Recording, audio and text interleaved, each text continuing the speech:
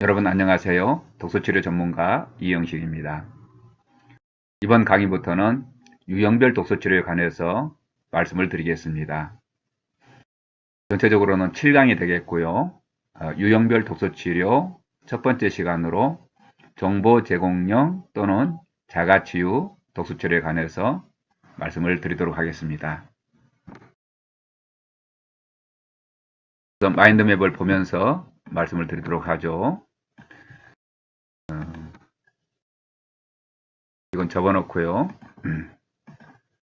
정보 제공형 혹은 자가치유형 독서치료를 강의하는 데 있어서 세 가지 정도 소주제로 설명을 드리겠는데, 먼저 이 정보 제공형 독서치료의 개념과 전략이 뭐냐, 어떻게 하려고 하는 것이냐, 여기에 관해서 말씀드리고, 이어서 이제 기법에 관해서 말씀을 드리겠습니다. 정보 제공형 독서치료는 어떻게 개입을 하려고 하는 것이냐, 개입을 하려고 하는 사람 입장에서 무엇을 어떻게 할 것인지에 대해서, 그리고 이 형식은 어떻게 하고 있는지 여기에 관해서도 여러분에게 하나의 사례가 되도록 말씀을 드리도록 하겠습니다. 그리고 이 정보 제공형 독서 치료를 창고 봉사와 이제 견주어서 창고 봉사의 한 형태로서 독서 치료가 우리 사회에 어떻게 이제 자리매김되고 있는가, 그런 사례들을 그렇게 말씀드려 보려고 합니다. 그러면 한번 차례대로 한번 가볼까요? 우선 정보 제공형 혹은 자가치유형 독서치료란 무엇인가, 이걸 이해하기 위해서 먼저 제가 전에 강의에서 보여드렸던 이 정보와 인간의 관계를 설명하는 이 표를 자세히 봐주시면 고맙겠습니다. 정보와 인간 그 관계를 조명하면서 제가 사람은 정보를 유통하는 존재다, 이런 전제를 말씀드렸죠. 그렇기 때문에 정보를 우리는 시각과 청각, 촉각, 후각, 미각, 오감을 통해서 우리 자신 안에 받아들이게 되고요. 그 받아들이는 정보를 사고의 재료로 해서 우리가 마음의 힘을 키워나가는 것이고, 또 문제를 해결할 수 있는 어떤 통찰을 얻게 되겠죠. 이렇게 생각한 자료를 가지고 우리가 말을 하든지 글을 쓰든지 또 다른 다양한 어떤 표현 매체, 미술이나 음악이나 뭐 놀이나 연극이나 이런 표현 매체로 우리가 표현을 하든지 또 실제 삶 속에 적용해서 이 전체 과정을 통해서 우리 삶이 영위되는 것이 되겠습니다. 그렇기 때문에 이제 생각해 보면은 우리가 뭔가 책을 통해서 혹은 다른 매체를 통해서 내 마음속에 정보를 받아들이는 단계는 이 전체 독서 과정에서 살펴볼 때 독서의 시작에 불과한 것이겠죠.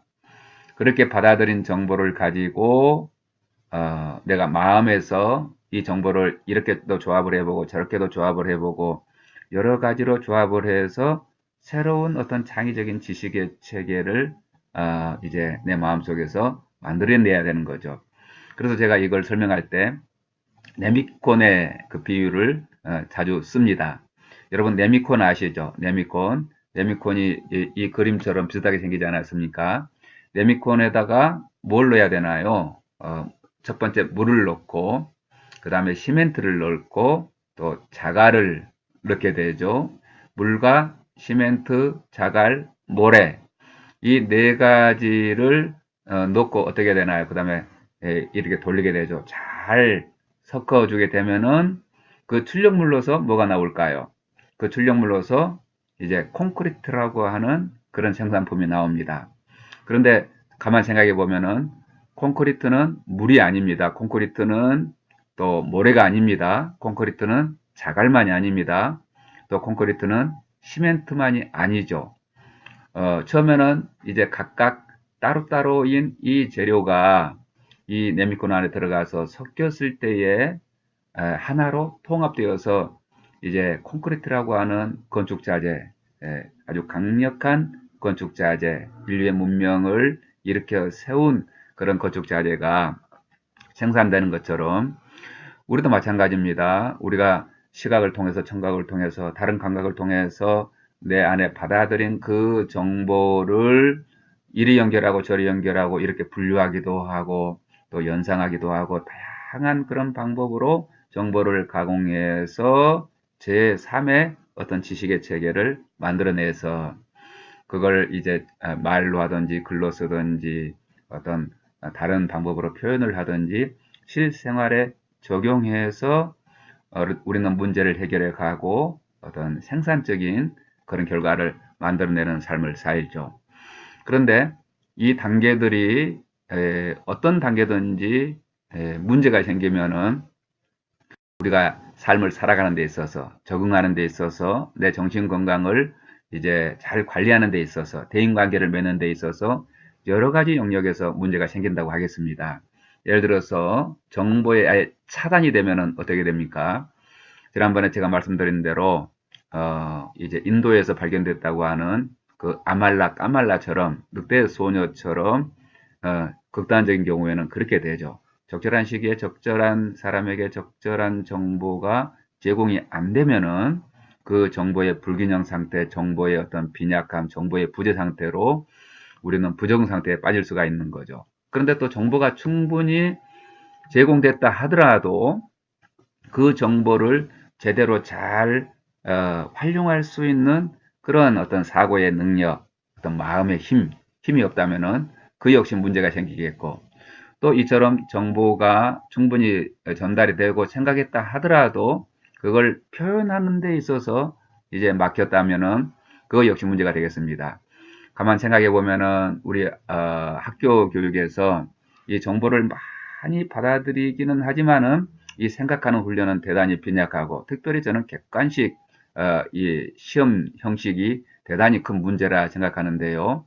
어떻게 세상에 시험 문제 속에서는 정답이 4개나 5개 중에 하나 있겠지만은 실제로 우리가 현실 삶을 살아가는 데 있어서는 문제를 해결하는 데 있어서 하나의 가장 완벽한 답만 존재하는 것은 아니거든요.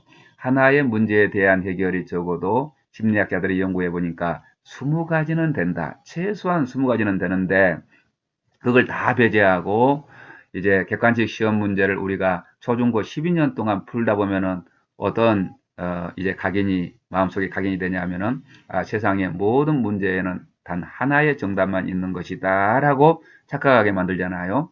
그러나 현실 세계 삶 속에서는 그렇지 않습니다. 문제를 푸는 시각도 다양하고 문제를 푸는 그런 해답도 다양한 것이죠. 이런 사고, 그런 문제의 다양한 해결 능력을 실제 삶으로 이제 표현하는데 막힌 그런 경우가 너무나 많이 있습니다. 그래서 이게 출력을 잘할 수 있도록 도와주는 건데요. 자, 이처럼 3가지 단계로 나눠보자는 것입니다. 이 정보를 처리하는 과정을 입력의 단계, 또 이 가공하는 단계, 그리고 가공해서 활용하고 이제 출력하는 그런 단계, 이 3단계로 구별해서 생각했을 때에 독서 치료가 이 3단계에 다 개입할 수 있지 않겠습니까? 그래서 입력 단계에서 이 개입을 하려고 하는 독서 치료의 유형을 정보 제공용 독서 치료 이렇게 제가 명명을 한 것이고요. 이용자의 입장에서는 그렇게 정보를 선별해서 가공해서 유통하는 누군가가 존재하기 때문에 그 정보를 내가 활용해서 스스로 이제 문제를 해결하고 또 성장하는 그런 자원이 존재하죠. 그런 자원의 독서치료를 자가치료적 독서치료라 불러보자 이렇게 제안을 하는 것입니다. 그리고 그렇게 정보를 제공한 다음에 스스로 그것을 활용할 수 있는 능력이 심각하게 떨어진 사람, 아직 미성숙한 사람, 또 도움을 받아서 더 잘 이제 성장할 수 있는 사람들이 존재하지 않습니까? 그래서 이 정보를 가공하는 그런 단계에서 개입하는 것을 제가 상호작용적 독서치료 이렇게 명명을 해보는 것이고요. 그 다음에 이렇게 받아들인 정보, 가공된 정보를 말이나 글이나 표현 활동이나 다양한 삶의 현장에 잘 적용할 수 있도록 이 출력의 단계를 돕는 이 독서 치료를 표현 중심형 독서 치료라 이렇게 명명을 합니다. 그래서 이제 이 유형별 독서 치료 이제 3번에 걸쳐서 강의를 하겠는데요. 오늘은 정보 제공형 독서 치료, 그 다음에는 이제 이어서 상호작용적 독서 치료, 그리고 곧 이어서 세 번째로 표현 중심형 독서 치료의 어떤 개입 전략과 기법을 차근차근 말씀을 드려보도록 하겠습니다.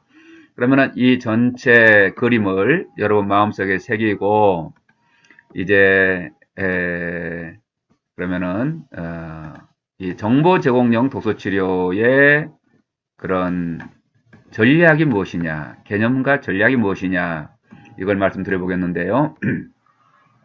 한마디로 이렇습니다. 정보 제공형 독서 치료의 전략은 적절한 시기에 적절한 사람에게 적절한 읽기 자료, 다시 말해서 독서 자료를 연결해서 그 사람의 문제를 예방하고 치료하는 거, 이게 이제 정보 제공형 독서 치료의 가장 기본적인 전략이 되겠습니다.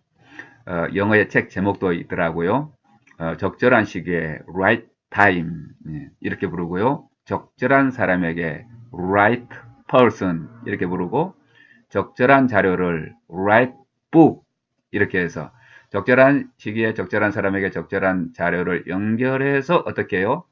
문제를 예방하고 치료하는 건데 제가 이렇게 강의를 하니까 그거 6글자로 줄일 수 있겠네요. 누가 그런 아이디어를 냈어요. 적절한 시기에, 그렇죠? 적절한 시기에 적시, 적절한 사람에게 적인, 적절한 자료를 적서, 이렇게 적시, 적인, 적서 이렇게 딱 6글자로 줄일 수 있겠다고 누군가 제안을 했는데요. 여러분도 한번 그렇게 외워보시죠. 정보 제공형 독서 치료의 기본 전략은 적시, 적인, 적서이다. 이 세 요소를 연결해 가지고 문제를 예방하고 치료하려고 하는 것이다 하는 것이죠. 정보 제공형 독서 치료의 이제 전략은 이렇게 간단합니다만은 실제로 실행하는 데 있어서는 대단히 아주 정교하고 체계적인 그런 방법들이 필요한데요. 그러면 기법들을 소개해 보도록 하겠습니다.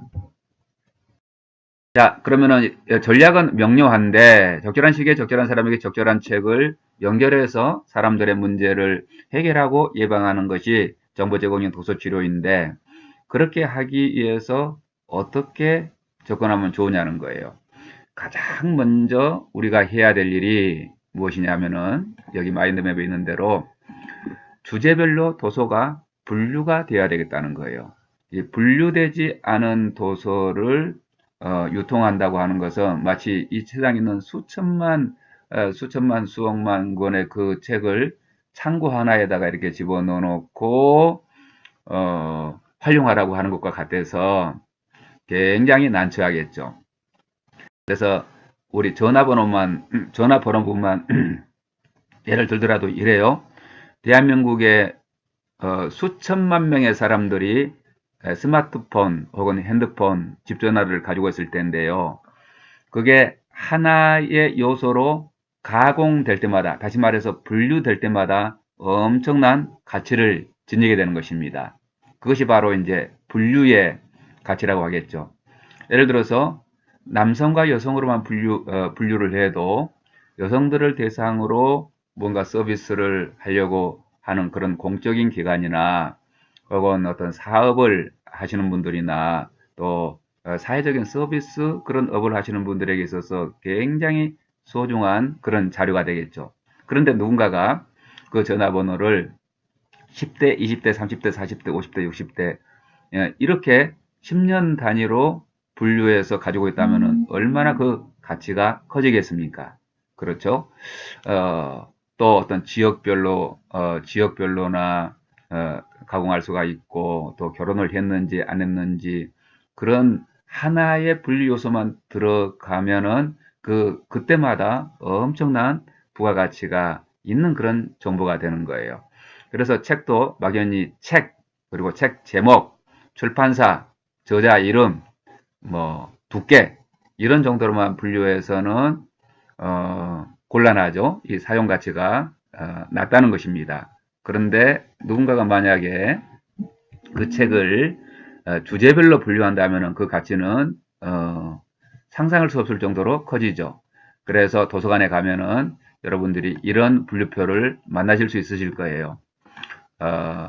한국 십진 분류라고 하는 건데요. 대한민국에 있는 거의 모든 이 도서관들은 특수한 도서관을 제외하고 여러분 그림에서 보시다시피 이렇게 십진 분류로 되어 있습니다. 그 십진 분류를 이렇게 큰 제목만 살펴보면은 여기 000은 총류, 100 철학, 200 종교, 300 사회과학, 400 자연과학, 500 기술과학, 600 예술, 700 언어, 800 문화, 900 역사 이렇게 10개의 카테고리로 분류가 되어 있죠. 그래서 제가 이걸 외우는 방법을 개발했는데요. 여러분도 한번 저를 따라해 보시죠. 총철종사, 예, 총철종사 4개죠. 총철종사 스님 이름 같지 않습니까? 총철종사. 그 다음에 갑니다. 자기예언. 예, 총철종사께서 자기 스스로 예언을 하셨어요. 자기 예언. 근데 무엇에 관해서 예언을 했냐면은 문학과 철학에 관해서 예언을 하셨다. 이렇게 외우시면 돼요. 종류, 철학, 종교, 사회과학, 자연과학,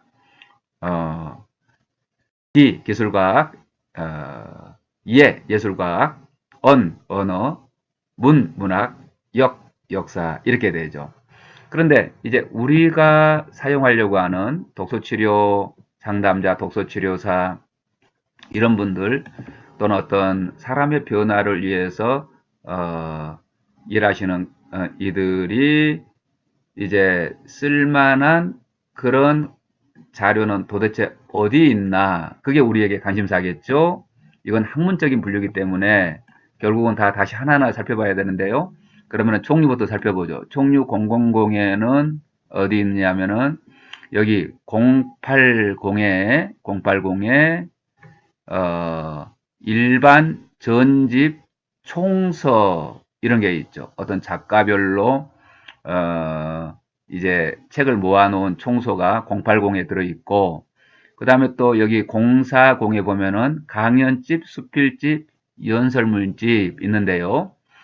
수필집은 적어도 우리가 사용할 수 있는 그런 주제가 되겠죠. 철학은 물론 우리 아주 좋은 자료가 되겠고요. 종교에도 어떤 그 삶의 이야기가 많이 포함될 수 있기 때문에 우리에게 도움이 되겠습니다. 또 300 사회과학에 보면은 우리와 가장 관련이 있는 게 뭐냐면은 370의 교육학이 있습니다. 그렇죠. 370도 우리가 열심히 드나들어야 될 그런 서고구나. 자연과학은 우리하고 좀 관계가 멀 것 같고요. 그 다음에 이제 기술과학에 보면은, 그런데 이 기술과학에 아주 중요한, 이 주제가 있답니다. 그게 뭐냐면은, 여기 의학, 510의 의학이 있죠. 근데 참 재밌는 것은 이 기술과학 속에 의학이 있는 게 정말 제 생각에는 생뚱맞아요. 왜냐하면은 520이 농업이고 농학이고, 그 다음에 뭐 공학, 뭐 공업, 일반, 540의 건축공학, 550의 기계공학, 560의 전기공학, 570의 화학공학, 580의 제조업, 590의 생활과학 등등이 있는데요. 바로 이 500 기술과학의 의학이 있고 그 의학에는 정신의학도 있을 것이기 때문에 우리가 부지런히 드나들어야 되는데 생뚱맞게도 기계공학, 전기공학, 뭐 화학 제조 그 주제들과 의학이 같이 붙어 있다 하는 것을 여러분이 기억하시고 열심히 우리가 드나들어야 될 서가이기도 합니다. 510 의학 기억해 두시죠. 예술은 우리가 이 음악이라든지 사진이라든지 이런 걸 써야 될 필요가 많이 있어요. 그래서 예술도 우리가 관심을 가져야 되겠고, 언어는 이제 뭐 언어학에 관한 것이기 때문에 그다지 이 상담자들하고는 별 관계가 없는 것 같고, 문학은 너무나 중요한 영역이기 때문에 꼭 기억해야 되고요. 역사도 이제 여기 전기 쪽 있지 않습니까? 이 전기에 우리 삶이 모델이 될 만한 많은 자료가 꼽혀 있겠죠. 그렇게 보면은 이제 여기 000에서 900까지 여러 카테고리에 우리가 필요로 하는 그런 자료들이 골고루 그렇게 어떤 체계가 있는 게 아니라 여기저기 꼽혀 있기 때문에 만약에 책이 1000만 권 꼽혀 있는 대형 도서관이라면은 2층에서부터 아래층에서부터 저 위에 층까지 이 서가 저 서가 얼마나 복잡하게 다녀야 되겠습니까? 그래서 전통적인 이 도서관의 십진 분류가 정신 건강의 측면에 있어서 다시 말해서 사람들의 변화를 돕는 그런 이용자 중심, 이용자 욕구 중심의 분류 체계가 아니기 때문에 새로운 어떤 분류 체계가 필요하겠구나 하는 걸 이해하실 수가 있으시겠죠. 그래서 저는 이제 어떤 방식으로 이 마음속의 책장을 가지고 있느냐 하면은 가로 서가와 세로 서가를 마음속에 지니고 있습니다. 가로 서가와 세로의 서가. 이처럼 이제 도서관에서 한국의 십진분류, 어떤 학문적인 체계에 근거해 가지고 책을 분류하고 이제 그 인터페이스라고 하죠. 이용자하고 이 책이 도서관이 대면할 수 있도록 서비스하는 것을 참고로 해서 저는 나름대로 평생 동안 책을 읽으면서 또 도서관을 들락거리면서 마음속에다 책장을 하나 만들었어요. 여러분도 그런 마음속에 책장이 있어야 이제 독서치료 상담자로, 독서치료 전문가로서 평생 동안 효과적으로 기능할 수가 있는데요. 저의 책장을 한번 보여드리면 이렇습니다. 우선 가로서가가 있는데, 가로서가는, 이 가로의 서가는 어떤 횡적 서가가 될 것 같아요. 여러분 그 책장 있으시죠? 그 책장에 이제 가로로 이건 1번 서가, 2번 서가, 3번, 4번, 5번, 6번, 7번 이렇게 꼽혀 있다는 뜻인데요. 저의 책장에 마음속의 책장의 가로 서가는 이렇게 7개 정도의 서가를 꼽아 놓고 있습니다. 첫 번째 서가는 정신 건강 영역이고 두 번째는 대인관계 영역, 세 번째는 사회 적응 영역, 네 번째는 신체 건강 영역, 다섯 번째는 행복과 의미의 영역, 그리고 여섯 번째는 영성 영역, 일곱 번째는 교양 영역, 이렇게 되겠습니다. 정신 건강 영역을 다시 하위 이제 요소들로 마음속에 채워 넣을 수가 있겠죠. 이것은 감정에 관한 거로구나. 이건 어떤 건강한 사고에 관한 거로구나. 이건 더 건강한 생활 습관에 관한 거로구나. 이건 중독에 관한 거, 이건 어떤 정신질환에 관한 거. 이런 식으로 또 정신건강 영역에 있어서도 제가 공부를 하는 만큼 하부의 하위적인 그런 서가들이 또 생기겠죠. 대인관계 영역에서는 이제 가장 기본적으로 어떤 부부관계를 비롯해서 부모와 자식지간의 관계, 형제자매의 관계, 또 가족관계, 배우자의 가족들과의 관계, 뭐 친구관계, 직장 동료관계, 상하관계, 또 적대적인 관계, 갈등을 풀어내는 데 있어서 중요한 그런 적대적인 관계 있잖아요.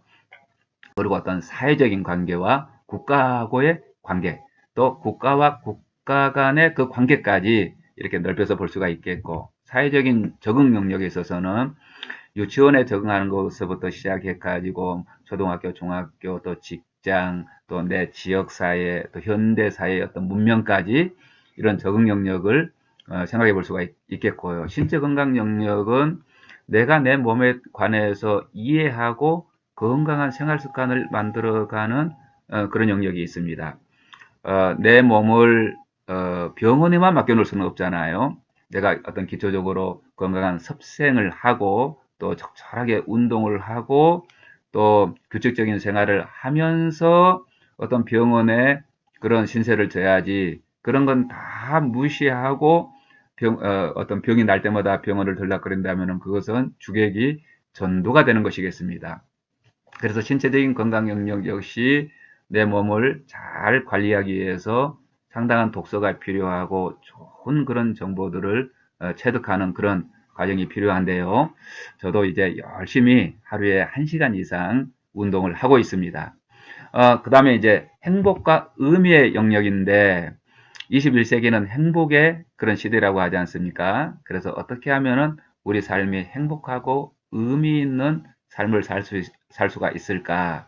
그런 영역이 이제 긍정 심리학이라고 하는 그런 분야로 미국에서 이제 출범해 가지고요. 광범위하게 과학적으로 이 행복과 의미와 몰입, 이 긍정적인 정서 이런 영역들이 지금 세계적으로 연구가 되고 거기서 개발된 그런 참 좋은 방법들이 책을 통해서 많이 유통되고 있습니다. 조금만 관심을 가지면은 우리 삶을 좀 더 행복하고 의미 있게 가꿀 수가 있겠죠. 또 영성 영역, 이건 종교 생활을 떠나서도 사람은 영적인 그런 존재이지 않습니까? 자아 실현만을 목표로 살아가는 것이 아니라 자아를 초월하고자 하는 강력한 욕구가 우리 사람 각자의 이제 마음속에 있는데요. 그런 영역, 그리고 이제 나머지를 저는 다 교양 영역으로 지부해요. 그걸 몰라서 꼭 생활에 불편한 거나 어떤 문제가 생기지 않지만은 한 인간으로 호기심을 가질 만한 그런 많은 영역들이 있잖아요. 그런 영역도 제가 끊임없이 읽으면서 이제 제 마음의 근력을 기르고 있는데요. 대표적으로 제가 열심히 이제 관심을 가지고 읽어보려고 하는 것이 수학도 좀 관심을 가지고 있고요. 또 우주에 가는 것도 관심이 많아요. 우주에 가는 걸 읽으면은 마음이 넓어지는 것 같아요. 그 밖에도 제가 관심 가는 대로 여러 가지 분야를 이제 공부를 하고 있습니다. 이게 제가 가지고 있는 마음속에 가로의 그런 책장이고 서가이고, 그런데 이걸 이제 세로로 펼쳐내면 어떻게 되냐 하면은 우리가 출생해서 죽을 때까지 어떤 부딪히게 되는 그런 발달의 과제, 그리고 우발적인 그런 영역들도 있거든요. 우발적인 영역, 우발적으로 부딪히게 되는 생애의 여러 가지 그런 문제를 해결할 수 있는 그런 주제들을 또 제가 마음속에 책장을 가지고 이 책장은 세로 책장이라고 부르고 있습니다. 그 가로 책장 7가지의 세로 책장이 쫙 이렇게 출생에서부터 저 밑에서부터 시작한다면은 저 위에까지 펼쳐져 있는 것이죠. 이건 제가 발달 심리학에서 가져왔는데요. 여러분, 우리가 출생에서 죽을 때까지 한 인간으로서 부딪히게 되는 공통의 과제들이 있어요. 그 과제들이 무엇인가 곰곰이 생각해 보면은 마음속의 책장을 하나씩 마련할 수가 있는데요. 먼저 출생. 예, 출생, 몇째로 태어났나, 남자인가 여자인가, 또 출생했을 때 환영받는 분위기였나, 혹은 배척받는 분위기였나, 부모들은 어떤 분들인가, 뭐 등등 그런 게 출생에 관한 이슈죠. 또 영유아기 건강한 생활 습관, 영유아기 안전, 또 양육자와 애착 발달, 이건 굉장히 중요하죠. 애착은 상호 애착입니다. 애기들은 본능적으로 양육자에게 마음을 주고 신뢰하려고 하는데 이제 미성숙한 부모들이 밀쳐내는 경우도 있잖아요. 그러니까 양육자와 상호 애착 발달, 언어의 발달 너무 중요하죠. 동생복이 이 아이들에게 있어서는 최대의 심리 정서적인 과제가 동생복이라고 합니다. 어린이집 유치원 적응, 배변 훈련, 초등학교 적응, 또래관계 발달, 자기 효능감, 또 감정의 분화, 사춘기 정체성 발달. 이 정체성 발달도 하위 주제가 많죠. 어떤 직업의 정체성, 성 정체성, 한 인간으로서의 어떤 자기 이해 있잖아요. 자기를 이해하고 자기를 수용하는 그런 문제라든지, 또 학업 정체성, 직업 정체성, 가정의 정체성, 이런 정체성의 하위 요소도 굉장히 많은데요. 이 정체성을 잘 형성하게 되면은 그게 일생 동안 영향을 미치면서 건강한 자아를 형성하게 됩니다. 중학교 적응, 학업 성취, 사춘기 또래 관계, 고등학교 적응, 또 진로지도, 이성지도, 진학, 군복무, 취업, 결혼을 전제로 한 이성교제, 사춘기의 이성교제하고는 좀 차원이 다르죠. 결혼, 결혼은 최대의 위기이기도 하면서 기회이기도 하다고 합니다. 그렇기 때문에 이제 이 결혼이 너무나도 일생에 있어서 중요한 과제이기도 하죠. 남녀 간의 의사소통, 배우자 가족과의 관계, 여자들은 시댁과의 관계, 또 남자들은 장인, 장모, 가족과의 관계, 이런 관계의 발달 문제, 출산 후 3년에서 5년간의 부부관계 관리, 이게 전 세계적으로 모든 문화권에서 공통적으로 나타나는 것이, 아기를 이제 낳고 나서 3년에서 5년 사이 부부관계가 가장 나쁘다고 하는 게 검증이 됐답니다. 왜 그러냐면은, 일단은 산모 자신이 갑자기 이제 변화된 그런 생활, 또 아기를 돌봐야 되는 에너지를 거의 소진하게 되죠. 그래서 남편과의 관계를 돌볼 힘이 없는 거예요. 그래서 위기가 찾아오고 위기를 잘 서로 협력해서 극복하면은 부부관계가 더 튼튼해지지만 그렇지 못한 경우에는 부부관계에 금하게 된다 하는 거죠. 그래서 부부관계 또 발달도 있고요. 육아, 가사분담 문제, 부모 역할 문제. 부모 역할은 이제 영유아기의 역할이 다르고 유치원 다닐 때 역할이 다르고 사춘기의 부모의 역할이 달라지며 대학생을 둔 부모의 역할이 달라지게 되죠.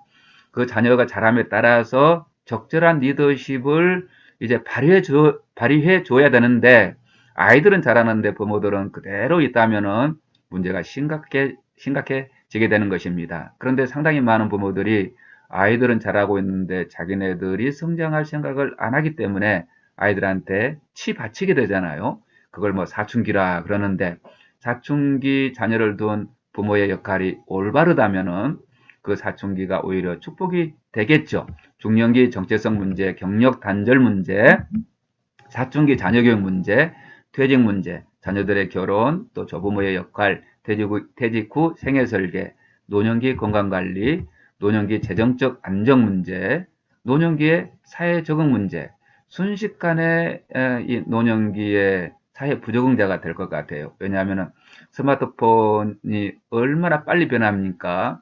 그렇게 아주 눈이 팽팽 돌 정도로 빠르게 변하는 그런 사회에서 친구들과 소통하고 또 젊은이들과 소통하고 이런 사회적인 소통에서 소외되지 않으려면은 아주 숨가쁘게 적응을 해야 되는데요. 노년기 사회 적응의 문제, 또 배우자의 사별, 일생에 있어서 가장 큰 스트레스가 배우자의 사별이라고 하고, 그래서 생애 스트레스 지수를 측정하는 사람들이 배우자의 사별에서 받는 스트레스를 100으로 놓고, 거기에 비교해서 다른 여러 가지 어떤 생활사에서 받는 스트레스를 상대적으로 평가하는 그런 평가 족도를 개발해서 사용하고 있습니다. 자신의 임종. 여기까지가 이제 발달 단계고요.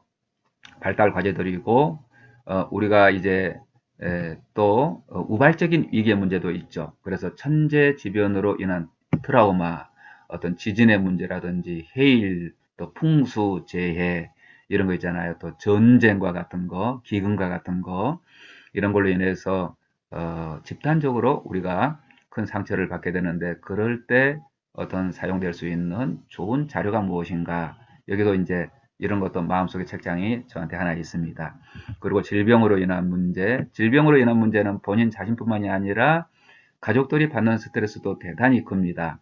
그렇기 때문에 예를 들어서 어떤 치매 환자가 생겼다. 그러면은 그 자신을 돕는 책도 필요하지만은 그런 가족에게 적응하는 다른 가족들도 공부가 필요하거든요.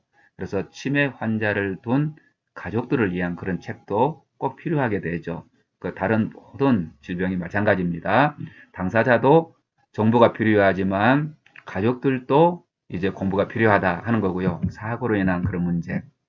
여기까지. 이게 이제 제가 마음속에 지닌 어떤 세로 책장이 되겠습니다. 그래서 한편으로는 이 가로 책장을 가지고, 한편으로는 세로 책장을 가지고, 마음속의 책장을 가지고, 제가 지금까지 읽어온 모든 어떤 자료들, 그게 영화가 됐든지 시가 됐든지 그림책이 되었든지 소설이 되었든지 그런 자료들을 제가 늘 분류하는 그런 습관을 가지고 있습니다. 이건 저의 마음속의 책장이고요. 독서치료 상담자 각자가 나름대로 어떤 이론적인 체계를 가지고 마음속에 이런 책장을 가진다면은 앞으로도 이제 읽게 될 모든 자료들이 이제 적절한 자리에 잘 꼽히게 되고 그걸 사용하려고 할 때, 다시 말해서 다른 사람을 세우려고 할 때 금방 그 자료를 꺼내 가지고 활용할 수가 있게 되겠죠. 제가 질문을 드려보고 싶어요. 여러분은 마음속에 어떤 책장을 가지고 계신지요? 그 다른 사례를 제가 하나 좀 드려보면은 이건 이제 저 자신의 이제 마음속의 책장이고요. 여기 보시면은 저하고 이제 아주 초기부터 이 독서 치료를 계속 연구하고 또 이 다른 사람들한테 보급하는 박연식 선생님이 계신데요. 그 박연식 선생님이 이제 이런 식으로 전방량 독서법 이런 책에 자기는 네 가지로 책을 기본적으로 분류한다. 그래서 위, 아래, 오른쪽, 왼쪽 전 방향이라고 하는 것은 앞전자가 아니라 온전할 전자, 모든 방향이라고 하는 뜻인데요. 이 세상에 있는 모든 자료를 사람의 필요에 따라서 네 가지로 나눠볼 수 있다. 이런 아이디어를 낸 거예요. 그래서 이제 은유적으로 이렇게 표현을 하는데요. 이 세상에는 나침반과 같은 책이 있다. 나침반은 어떤 역할을 하나요? 예, 우리에게 방향을 제시하는 그런 역할을 하죠. 이 나침반과 같은 책은 어떤 가치관을 우리에게 알려주고 어떻게 살아야 될지 주로 인문학 서적에 많이 있을 것 같아요. 문학, 역사, 철학 이 세 가지는 아주 전통적으로 사람에 관한 연구잖아요. 그런데 사람에 관한 객관적인 그런 연구가 아니라 사람답게 살아가는 것이 무엇인가에 관한 인류의 이제 탐구들이거든요. 그렇기 때문에 이제 어떤 가치관을 형성하는데 바르게 살아가는데 도움을 되는 그런 자료인가. 그걸 이제 나침판이라고 이제 불렀고요. 또 한편으로는 그런 책만 우리에게 필요한 게 아니라 휴식을 주는 그런 책도 있잖아요. 휴식. 우리 삶의 어떤 여유를 가져다 주고 또 즐겁게 만들고 또 오락이 되고 그런 책들 있잖아요. 그런 책들을 이제 소파로 그렇게 은유적으로 표현을 했습니다. 그리고 이제 세 번째 거울과 같은 책이다 그래가지고요. 내 마음을 성찰하고 저도 거울 독서라고 말씀드렸지 않습니까? 내 마음을 성찰하고 나를 이해하고 나를 수용하고 그러므로 말미암아서 나의 문제점을 발견하고 나의 가능성을 발견해서 더 성장할 수 있는 그런 책, 내가 더 성장하는데 도움을 주는 그런 책 있잖아요. 그러게 이제 가장 많은 게 자기계발서 이런 것도 있겠고 또 마음을 돌보는 그런 책들, 어떤 심리적인 책들, 정신건강에 관한 그런 책들이 여기에 다 분류가 되겠군요. 그리고 이제 시계와 같은 책이 있다. 그렇게 얘기를 했는데요. 시계라고 하는 것은 어떤 효율성과 전문성, 어떤 업무를 하는 데 있어서 필요한 게 시계잖아요. 그래서 나의 어떤 재능과 능력을 개발해주는 그런 책을 시계에 관한 책이라 그랬는데, 여기 자기 개발서 가운데 그런 책들이 많이 있겠고, 여러분이 또 열심히 공부하는 그런 전문적인 지식 있잖아요. 어떤 사회에 나가서 직업을 가지기 위해서 꼭 필요한 지식을 빌려주는 책이 여기에 속해 있겠군요. 그리고 이 나침반도 또 세부적으로 나갈 수도 있고, 소파, 거울, 시계 또 세부적으로 하위 항목들을 만들어가고 있는데, 박연식 선생님의 전방량 독서법, 이걸 한번 관심을 가지고 여러분께서 스스로 마음속에 책장을 만드는데 도움이 되시기를 바랍니다. 자, 그 다음에 이렇게 적절한 사람에게 적절한 시기에 적절한 사람에게 적절한 책을 연결해서 문제를 예방하고 치료하기 위해서 가장 먼저 해야 될 일이 책을 혹은 자료를 주제별로 분류하는 일이다. 그러는데요. 한국 십진 분류를 참고로 해서 또 이영식의 책장을 참고로 하고 또 박연식 선생님과 같은 전방향 도서 분류 그런 걸 참고로 해서 여러분 스스로 자기만의 마음속에 책장을 만들어 가시라. 이렇게 말씀을 드리고요. 자, 그런데 이제 일반 설명글들은 별로 문제가 되질 않아요. 왜냐하면 점검 독서 기법을 통해 가지고 책 제목을 보고 책 표지에 또 혹은 뒤에 선전 문구를 보면은 대충 이 책이 무엇을 하기 위한 책인지, 어떤 문제를 해결하기 위한 책인지 주제가 파악이 되잖아요. 물론 책 제목에서 파악 안 되면은 서문을 읽거나 후기를 읽거나 차례만 읽어도 거의 99%이 책에서 풀고자 하는 문제가 무엇인지 우리는 이해할 수가 있습니다. 그렇기 때문에 이 설명글 형태의 그런 책을 보고 주제 파악을 하는데 별 스트레스를 받지 않죠. 그런데 문제는 문학이 되겠습니다. 문학은 왜 그러냐면은 은유와 상징, 이런 기법을 통해 가지고 주제를 직접 드러내는 것이 아니라 주제를 살짝 감춰주게 되죠. 그러면은 독자는 그 은유와 상징 뒤에 은유와 상징으로 표현해 둔, 감추어 둔 그 주제를 찾아서 이해하는 것이 또 문학 독서가 아니겠습니까? 그래서 이게 술래잡기 놀이라고 할까요? 그래요. 그 보물찾기 놀이하고 비슷하다고 저는 생각해요. 여러분 혹시 학교 소풍 갔을 때 보물찾기 놀이를 해보셨는지요? 이 작은 쪽지에다가 뭘 하나 적죠.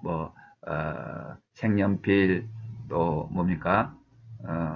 연필, 공책, 뭐 등등 이런 여러 가지를 적어가지고, 선생님이 그 보물을 숨기는 거예요. 소풍 갔을 때.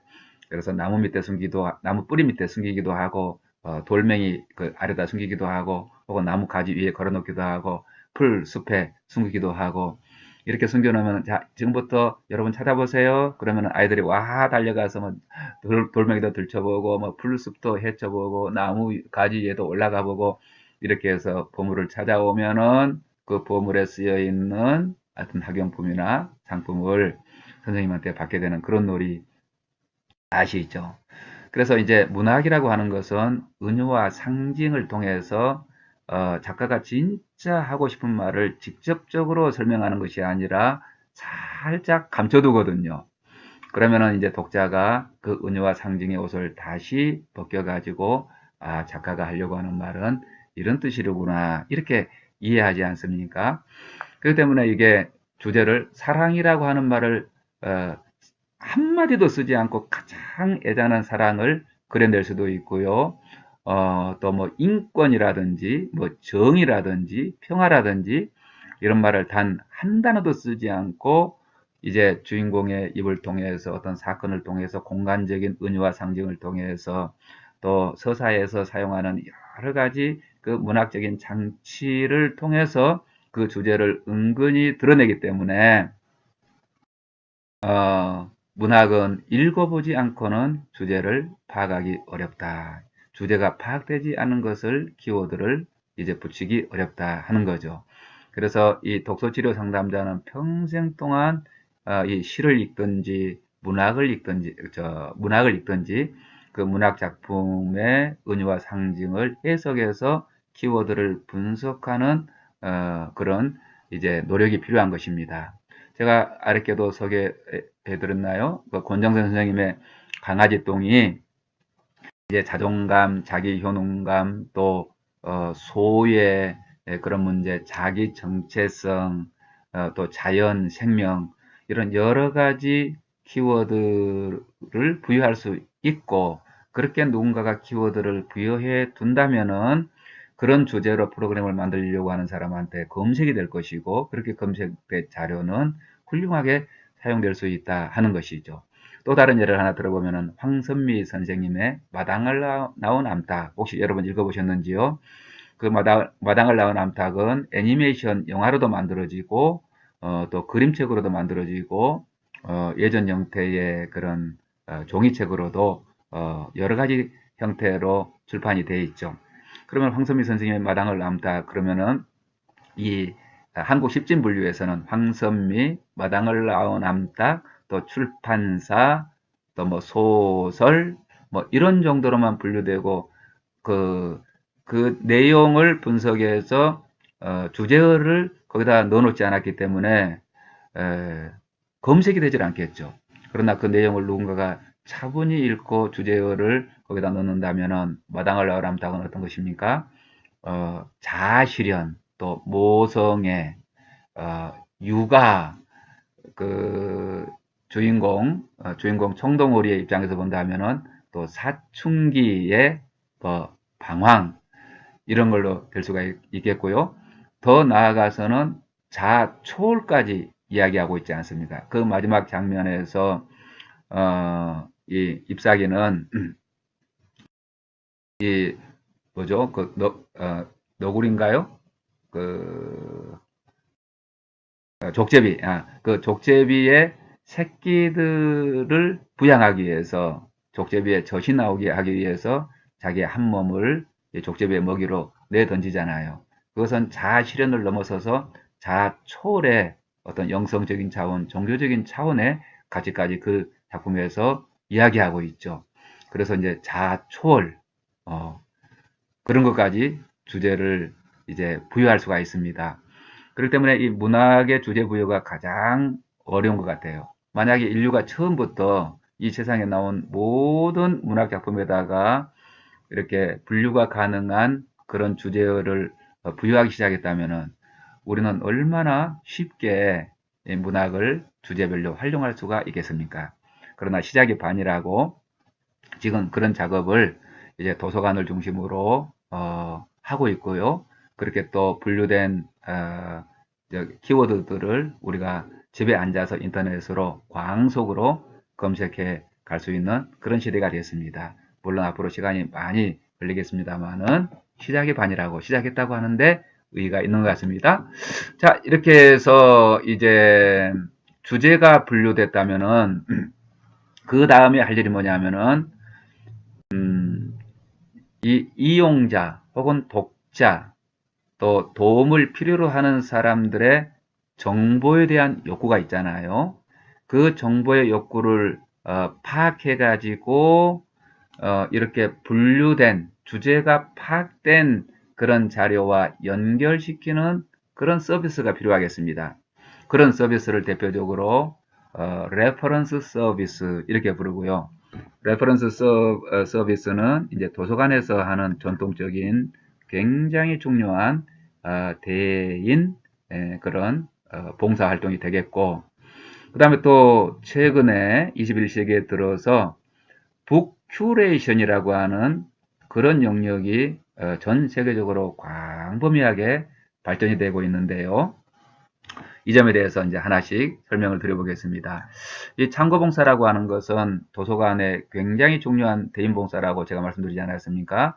창고봉사라고 하는 것은 뭐냐? 레퍼런스 서비스라고 하는 것은, 레퍼런스라고 하는 것은 자료라고 하는 뜻인데, 참고 자료라고 하는 뜻인데, 이 참고 자료가 도서관에 뭐 수십만 권에서 수백만 권, 수천만 권까지 이렇게 쌓여 있잖아요.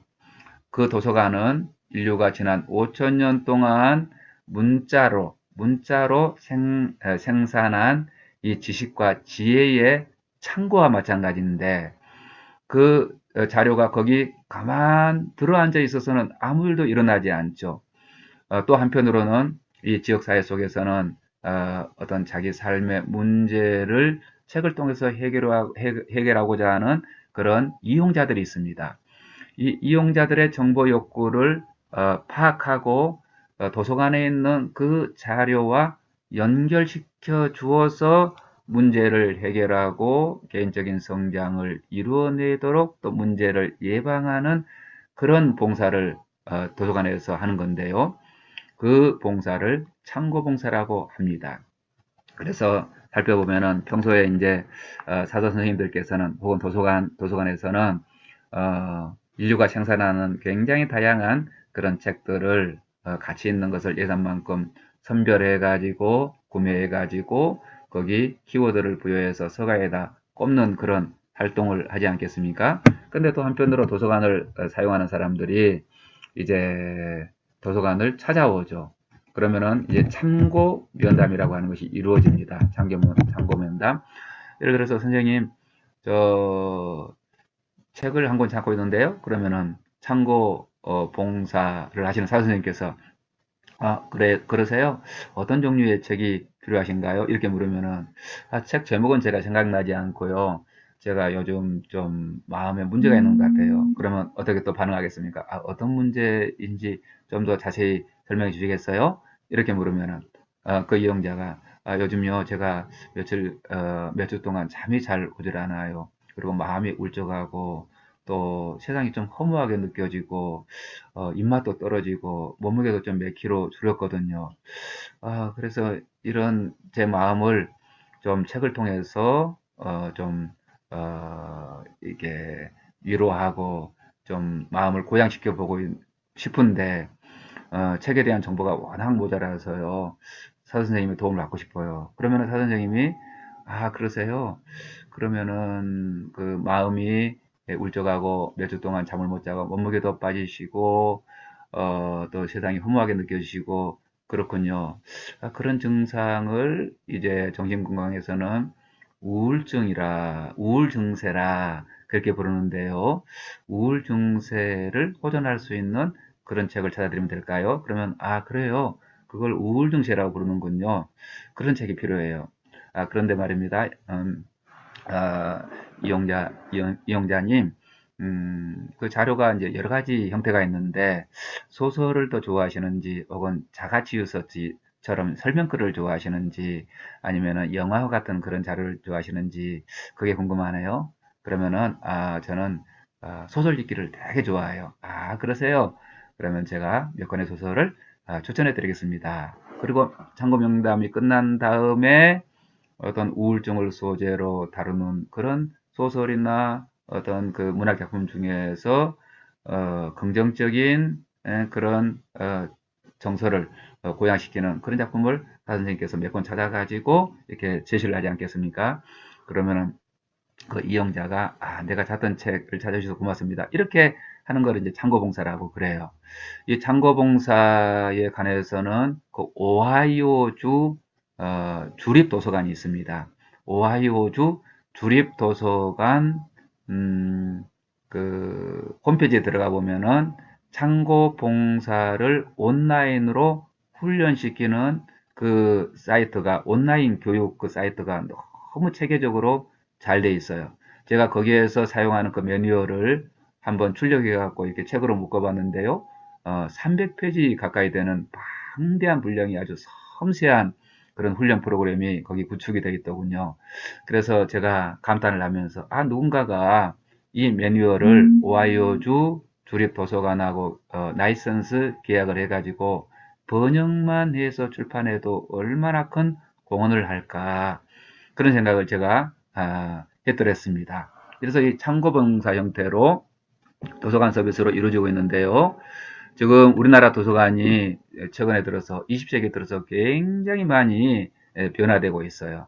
저는 어떠냐면은 제가 84학번인데 우리 동기들보다 한 6년 정도 이 대학 진학이 늦어가지고 84학번으로 이제 공부를 했는데요. 처음에 도서관에 갔더니만은 책을 전혀 볼 수도 없었어요. 그래서 어떻게 책을 빌렸냐면은 그 도서 목록 카드라 그래가지고 도서관 그 로비에 이 카드가 쫙 있었어요. 그러면 제가 알고 있는 책을 가나다 손으로 찾아가지고 이제 청구서에다 써가지고 뭐 전당포에 그 창구처럼 이렇게 뭐 그 창구 뒤에 사 선생님이 계세요.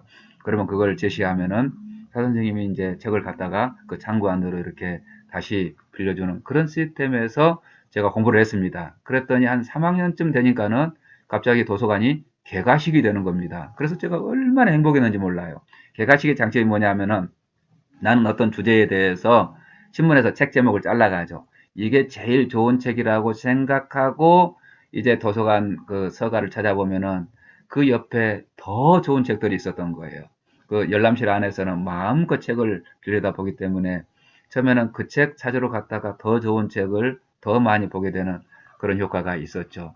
그러는데 그 시대가 이제 끝나고 이제 도서관에서 적극적으로 그 도서관 안에 있는 정보를 다양한 그런 주제로 우리 삶에 필요한 주제들 있잖아요.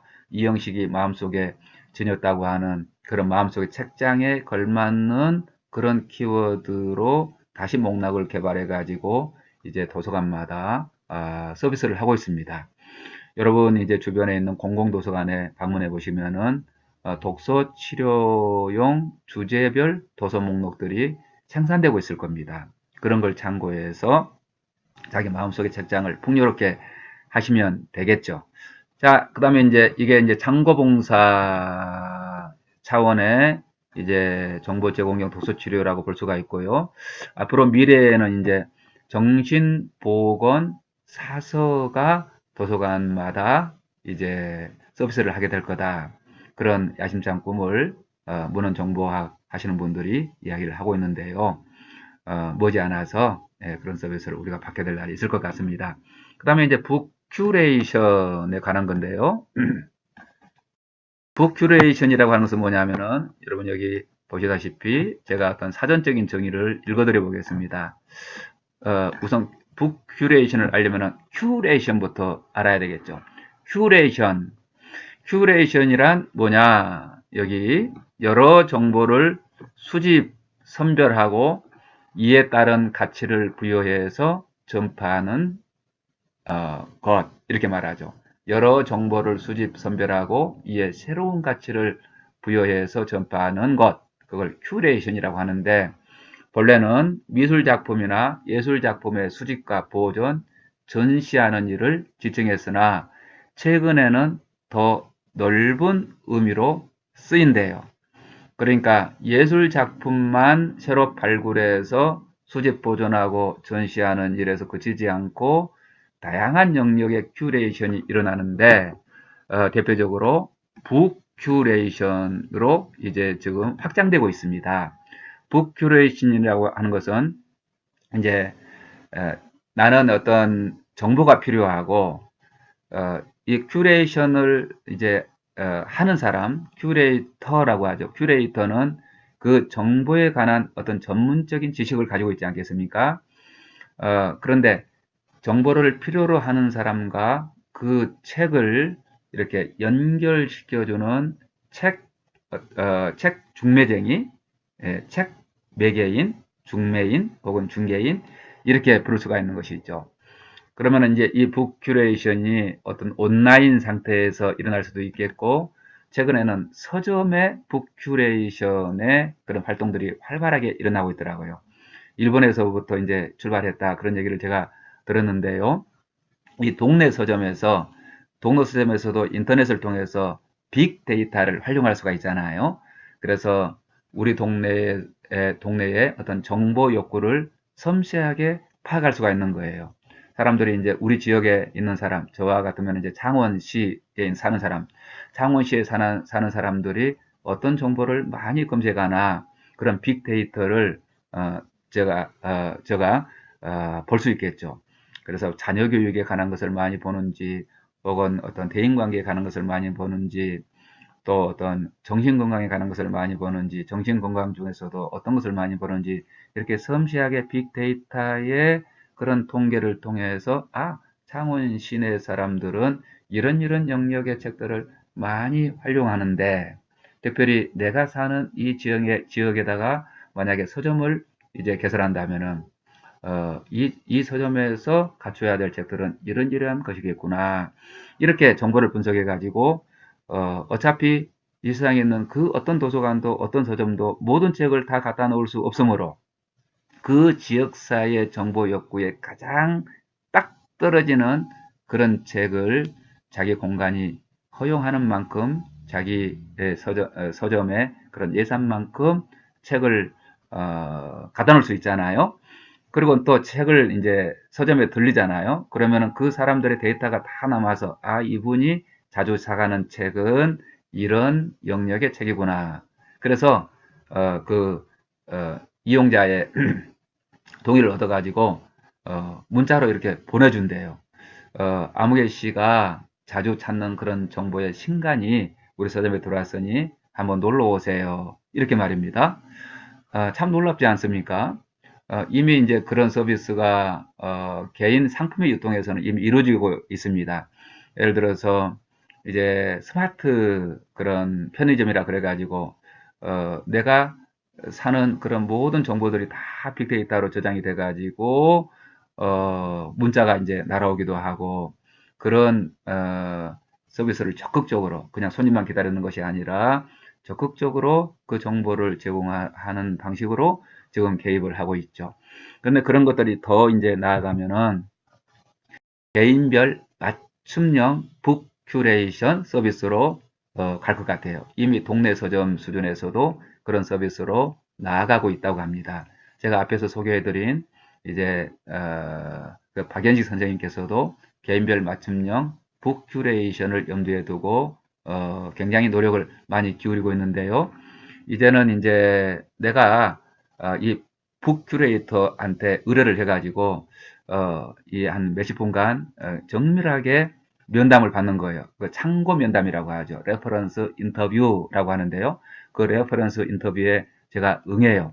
온라인으로든지 오프라인이든지 응하게 되면은 그 북 큐레이터가 저를 섬세하게 인터뷰를 하죠. 그래서 이 사람이 어떤 종류의 책을 지금까지 읽어왔나, 어떤 그 나침판 책을 많이 읽어왔나, 쇼파의 책을 많이 읽어왔나, 혹은 시계의 책을 많이 읽어왔나, 혹은 거울의 책을 많이 읽어왔나, 그 이제 점검하는 그런 표가 있지 않겠습니까? 그래서 이 사람은 시계에 관한 책을 너무 많이 읽었는데 나침판이라든지 혹은 또 저 거울의 책은 너무나 빈약하구나. 그래서 이 정보의 불균형, 정보의 어떤 빈약함 이것 때문에 이분이 이런 생애 문제가 생겼구나. 그렇게 진단한 다음에 그분에게 맞는 책들을 아주 능동적이고 적극적인 차원에서 이렇게 소개하는 개인별 맞춤형 북 큐레이션 서비스로 지금 발전하고 있습니다.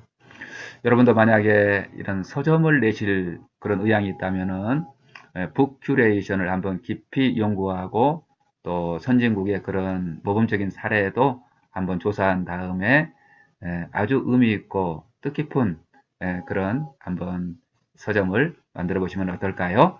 네, 북 큐레이션에 대해서 이제 소개를 해드렸습니다.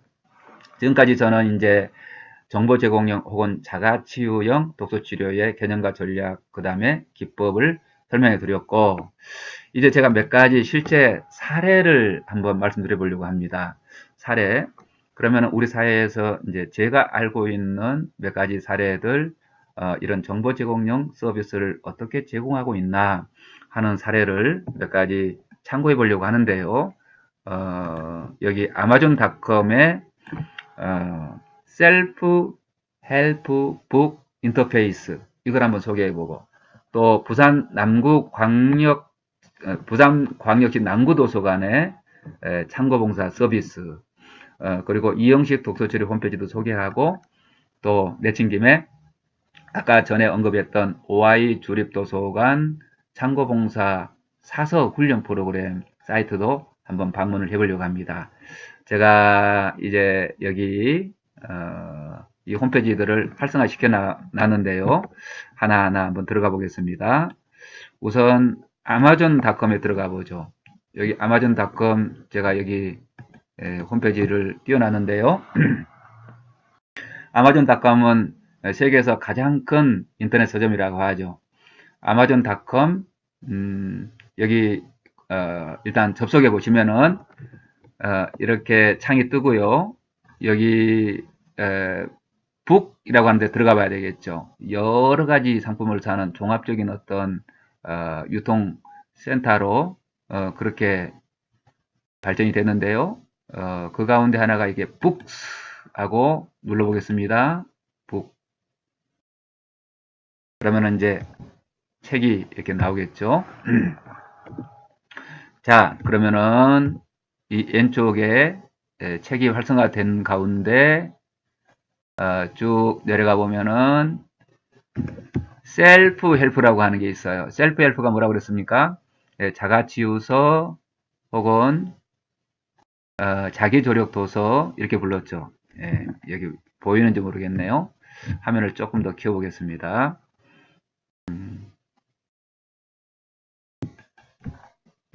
여기 셀프 헬프 있습니다. 눌러볼게요. 클릭해 보면은 셀프 헬프로 들어갑니다. 자, 셀프 헬프로 들어왔습니다. 그러면 여기 다시 왼쪽에 여러 가지 카테고리들이 쭉 뜨게 되죠. 카테고리 여기 보시면은 제가 읽어드려 보겠습니다. 여러분이 글씨가 작아서 잘 안 보일 것 같은데요. 아마존닷컴의 서적 코너에 셀프 헬프 자가치유 코너로 제가 들어왔습니다. 1번이 어뷰즈, 2번이 앵거 매니지먼트 그러니까 분노 관리, 3번이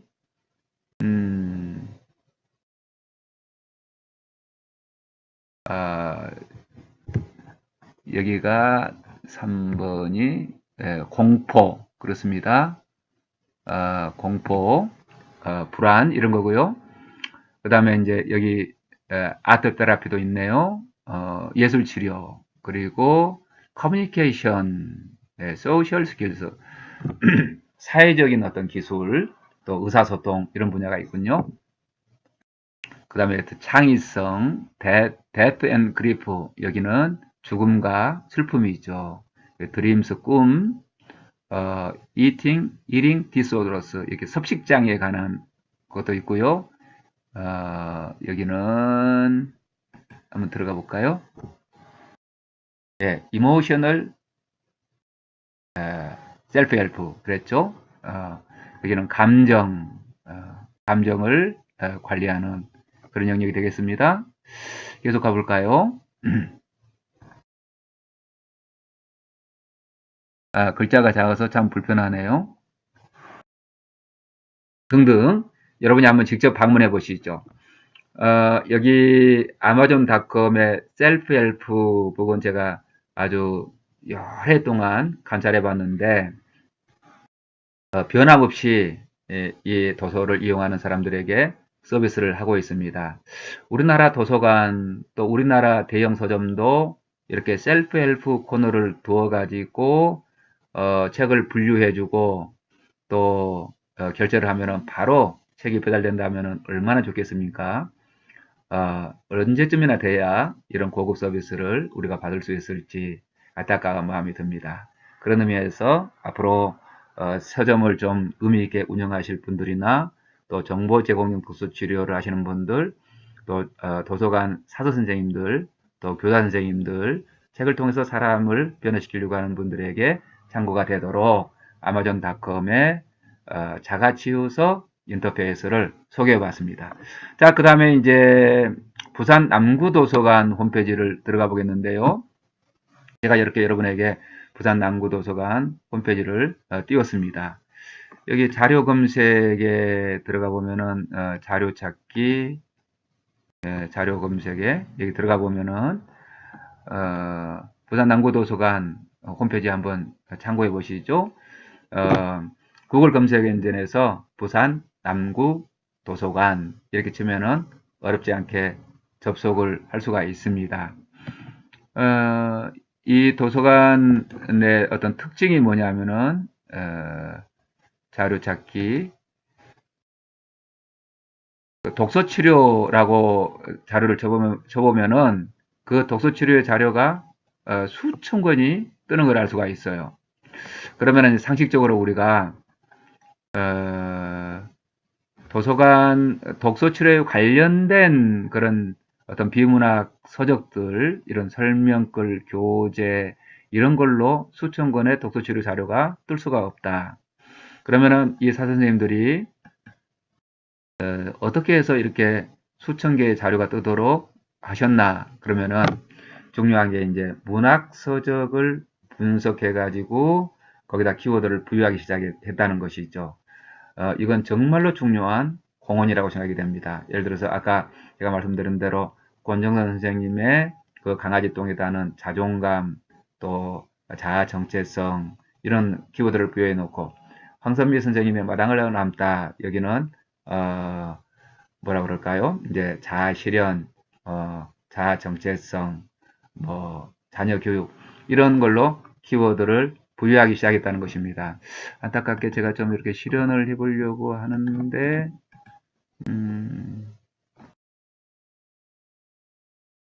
이게 잘 안 되고 있습니다. 제가 이게 프로그램을 계속 배워가면서 여러분에게 강의를 하고 있기 때문에 여기 홈페이지에 들어오는 데까지는 성공했습니다만은 실제로 자료를 검색하는 건 여러분 화면에 보이질 않네요. 어쨌든 여러분 부산 남구도서관 자료 검색에 들어가서 한번 독서치료 한번 쳐보시고요. 또 자존감 이런 걸로 쳐보세요. 자존감 쳐보면은 자존감과 관련된 자가치료소도 뜨지만은 자존감과 관련된 어떤 그림책이라든지 아동문학이라든지 그런 문학 자료에도 키워드를 부여해서 검색이 된다.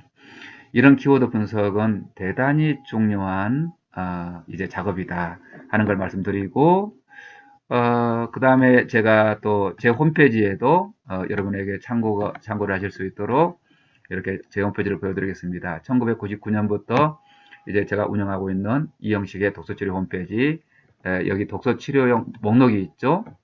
그 목록에 가보시면은 이렇게 제가 지금까지 여러 가지 주제로 활용했던 목록들을 이렇게 제공하고 있습니다. 예를 들어서 마음을 다스리는 자가치유서 20선 이런 것도 제가 이렇게 만들어 놓고 있고요. 그 밖에 어떤 그림책 목록이라든지 다양한 목록들을 제가 나름대로 또 가공해서 여러분한테 서비스를 하고 있습니다. 그런데 중요한 건 이겁니다. 다른 사람이 소개한 목록은 정말로 참고 자료에 불과하다는 것입니다. 그 참고 자료를 이제 가이드 삼아서 안내 삼아서 내가 또 읽고 그 자료를 분명히 눈으로 확인하고 또 다른 소그룹에서 활용해보고 반응이 좋은 자료들을 차곡차곡 100권, 200권, 300권, 1000권 이렇게 싹 가고 또 그 자료들이 내 마음속의 책장에 아주 정연하게 잘 꼽혀 있을 때 그런 자료들은 강력한 힘이 된다는 거예요. 그래서 내가 읽어보지 않은 책을 목록만 보고 다른 사람들한테 소개하기에는 어렵다. 그러나 목록이 없는 것보다는 다른 사람이 생산해 놓은 목록이 있을 때 우리는 그걸 표지판 삼아서 쉽게 가볼 수 있다 하는 것이죠. 자, 그 다음에 이제 제가 아까 약속드린 대로 그 오하이오주 주립도서관의 창고봉사 사서들을 훈련시키는 온라인 사이트에 접속해 보았습니다. 여기 OLE, 오하이오 라이브러리 카운슬 이렇게 되어 있잖아요. 여기 들어가 보시면은 ORE라고 해서요. 오하이오 레퍼런스 엑셀런스의 약자입니다. ORE 온라인. 여기 제목이 프로페셔널 디벨롭먼트 트레이닝 이렇게 되어 있네요. 오하이오 레퍼런스 엑셀런스 프로페셔널 디벨롭먼트 트레이닝 이렇게 되어 있는데요. 이 홈페이지에 이제 이렇게 접속을 해보면은 이렇게 스타트 이렇게 나와요. 스타트 눌러볼까요? 예, 스타트 이렇게 눌러보시면은 예, 모듈 오버뷰 이렇게 나오잖아요. 그러면은 오하이오 라이브러리 카운슬 그 홈페이지에 그 창고봉사 사서들을 훈련시키는 그 사이트에 접속해 보면은 이렇게 모듈 1, 모듈 2 해서 모듈 6까지 이렇게 나오는데요. 모듈 1에서는 뭐 인트로덕션 여기 소개죠, 소개. 그 소개에 다시 그 소개의 하이 요소로 보면은 러프 퀘스천스 이렇게 아주 거친 질문들 그 다음에 커뮤니티 인포메이션 니즈 그래서 이 지역 사회의 정보 욕구에 대한 설명이 있습니다. 퍼스트 컨택 첫 번째 면담 우리가 이제 도서관을 사용하기 위해서 처음 가면은 모든 게 다 낯설잖아요. 저 데스크에 앉아 있는 저 선생님이 무엇을 하시는 선생님인지, 저분한테 내가 질문을 해도 되는 건지 안 되는 건지, 질문을 하면은 내가 진짜로 원하는 책이 나올지, 모든 게 다 불확실하고 이제 낯선 그런 상황 속에서 이 창고봉사 사서와 이용자가 첫 번째 컨택을 하는데 어떤 이용자들은 그렇게 하기도 한다고 해요. 저 선생님, 저 화장실이 어디 있어요? 이렇게 묻는다는 거예요. 진짜 필요한 것은 내가 필요한 자료를 찾는 건데 저 선생님이 이 내 정보 욕구에 부응하시는 분인지 아닌지를 간보기 위해서 이제 화장실 가고 싶지도 않은데 화장실 묻기도 하고 이런 걸 이제 퍼스트 컨택이라고 하고요. 그 다음에 미스컨셉션스 이것은 이제 정보 파악이 잘못된 그런 상황이죠. 진짜 니들을 감추고 어떤 엉뚱한 그런 질문을 할 때 그런 거를 이제 걷어내고 진짜 정보 욕구와 마주하게 되죠. 그래서 real information needs 여기 있습니다. 진짜 정보 욕구를 파악하는 거. 그 다음에 steps in reference process 참고 봉사의 단계들 소개하고 있네요. 그 다음에 public service staff 공적인 봉사자들의 어떤 역할에 관해서도 설명을 하고 있습니다. 그 다음에 두 번째 모듈에 들어가 보면은 더 레퍼런스 인터뷰 그래서 참고 면담인데 이 참고봉사 사수들께서 가장 아주 열심히 그리고 아주 정교하게 아주 깊게 훈련을 해야 되는 게 뭐냐면은 참고봉사 면담의 기술이겠죠. 이미 사수 선생님들께서는 어떤 정보들이 있는지 거기에 대해서는 전문가들이시고 또 자기가 가지고 있는 자료들을 십진분류로만 분류하는 게 아니라 저처럼 마음의 색장을 가지고 이용자의 욕구 중심의 그런 키워드들을 끊임없이 부여하고 문학 작품까지도 읽어내 가지고 그런 키워드들을 부여하고 이제 이용자들을 기다리는 거잖아요. 그랬을 때 그 다음 단계가 뭐냐 하면은 이 이용자가 어떤 정보 욕구를 가지고 있는지를 알아내는 거예요. 그 알아내는 그 과정을 뭐라고 부르냐면은 the reference interview. 그래서 참고 봉사 면담이라고 부르죠.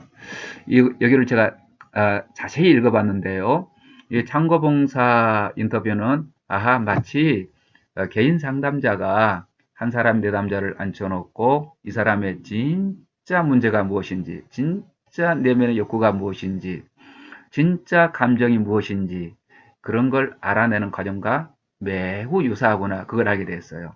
그래서 참고봉사 사서들께서는 이 상담 훈련까지도 받아야 되는구나 그걸 제가 알게 됐는데요. 여기 the key to the reference process 참고 봉사 과정의 어떤 핵심 그런 걸 설명하고 있네요. 또 paraphrase the question 질문을 바꾸어서 그렇기 때문에 우리 이제 이용자들은 일반적인 그런 언어를 가지고 일반적인 자기 욕구를 이야기하잖아요. 그걸 이제 이 사석계에서 참고봉사 사석계에서 참고봉사가 진행되도록 그런 전문적인 용어로 바꾸어 가지고 다시 질문하는 그런 단계가 있군요. open-ended questions 이제 열린 질문과 닫힌 질문들 그 다음에 clarifying questions 그 질문을 명료하기 verifying questions 질문을 어떤 확인하는 작업 the process of evidence 그래가지고요 the pieces of the evidence 어떤 evidence는 어떤 증거 이런 것들이죠. 그런 증거 어떤 증거들의 그런 pieces 어떤 흔적들 이렇게 해석을 해야 될까요? follow questions 그 다음에 이제 더 추가 질문 그리고 이제 복수까지 이런 내용으로 채워져 있습니다. 그 다음에는 이제 이런 레퍼런스 인터뷰를 통해 가지고 어떤 이 이용자의 정보 욕구가 명료화됐다면은 그 다음에 하실 일은 뭐겠습니까? 거기에 합당한 정보를 이제 검색해 가지고 다시 그 정보를 가지고 와서 이 이용자에게 이 정보가 맞는지 재차 확인하는 그런 작업. 만약에 그게 잘못 어긋났다면은 다시 정보를 찾아와서 이 정보에 적중할 때까지 그 과정을 반복하겠죠. 그리고 추수 활동까지 이런 내용들을 설명하도록 되어 있는데요. 제가 이 매뉴얼을 쭉 읽어보면서 가장 감동이 깊었던 것은 어떤 거냐면은 이런 거예요. 사도 선생님들이 이용자의 집중해라 하는 거예요. 이용자의 그 눈높이에 만약에 장애인 휠체어를 타고 온 장애인이라면은 그 눈높이에서 대화를 시작하고 키가 작은 어린아이가 왔다면은 그 눈높이에서 대화를 시작하고 해서는 안 될 일도 많이 얘기를 했더라고요. 뭐 사람은 쳐다보지도 않고 뭐 서류만 정리한다든지 뭐 전화만 받고 있다든지 그런 것은 금물로 되어 있습니다. 그래서 사람을 섬기는 자리가 바로 창고봉사의 자리다 하는 거고, 또 이런 것도 제가 감명 깊었습니다. 실제로 그 어떤 훈련 매뉴얼에 나와 있는 건데요. 정보를 찾았어요. 당신에게 필요한 책은 이러이러한 책입니다. 몇 번 서가에 몇 번째 몇 번째 그 권어에 무슨 책이 꼽혀 있습니다. 라고 말하면서 턱으로 책을 가리켜서는 안 된다. 그런 얘기도 쓰였더라고요. 그럼 어떻게 해야 되겠습니까? 뭐 보조원을 쓰든지 혹은 자신이 스스로 하든지 그 참여자와 동반해서 그 책이 있는 곳을 가르쳐 주는 것까지 안내하는 것까지 이제 훈련을 시키더라고요. 그래서 참 이런 서비스가 우리나라에도 정착이 되면 참 좋겠다. 대형 서점에도 정착이 되고 북큐레이션이라고 하는 그런 형태로 동네 서점에도 이제 정착이 되고, 또 인터넷을 사용할 수 있기 때문에 인터넷에 북큐레이션 이런 것도 활성화하게 되면 참 좋겠다. 그런 마음을 가지게 됐습니다. 그런데 제가 독서치료 전문가로서 여러분에게 도전하고 싶은 것은, 이런 서비스가 이제 도서관의 차원이든지 대형 서점의 차원이든지 동네 서점의 차원이든지 그런 서비스를 이루어지는 그런 방향으로 우리 사회가 나가겠지만, 그보다 더 본질적으로 책과 사람의 사이를 매개하는 독서치료 전문가로서 우리는 자기 나름대로의 마음속에 그런 책장을 가지고 끊임없이 책을 발굴하고 분류하고 활용하는 그 경험을 쌓아가되 이제 내가 만나는 그 사람들에게 언제든지 정보 욕구를 파악해서, 그 사람의 정보 요구를 파악해서 책을 연결시키려고 하는 그런 마음 자세와 능력을 갖출 필요가 있다 하는 것이죠. 제가 미성숙했을 때는 내가 좋은 책을 다른 사람한테 자꾸 소개했던 것 같아요. 그리고 저도 그런 책을 선물을 많이 받아보았습니다. 그 사람에게 인상 깊었던 책을 저한테 자꾸 이제 사서 선물로 주는데, 그런 책이 10년도 넘게 그냥 서가에 먼지만 뒤집어 쓰고 있는 경우가 참 많이 있죠. 그래서 우리가 독서치료 전문가로서 책을 매개한다고 하는 것은 내가 좋은 책을 소개하는 것이 아니라 상대방의 정보 욕구를 정확하게 파악해서 그 사람에게 필요한 책을 그 사람에게 꼭 필요한 시기에 연결시켜서 문제를 해결하고 치료하는 활동이다 하는 이 점을 잊지 않았으면 좋겠습니다. 자, 여러분하고 지금 우리는 제 7강 유형별 독서치료 첫 번째 시간으로 정보 제공형 혹은 자가치유형 독서치료에 관해서 지금까지 공부를 했습니다. 여러분 수고하셨고요. 다음 시간에는 독서치료, 유형별 독서치료 두 번째 시간으로 상호작용형 독서치료에 관해서 강의를 하도록 하겠습니다. 더 많은 정보는 여러분 이영식의 독서치료 홈페이지를 방문해 보시기 바랍니다. 수고하셨습니다.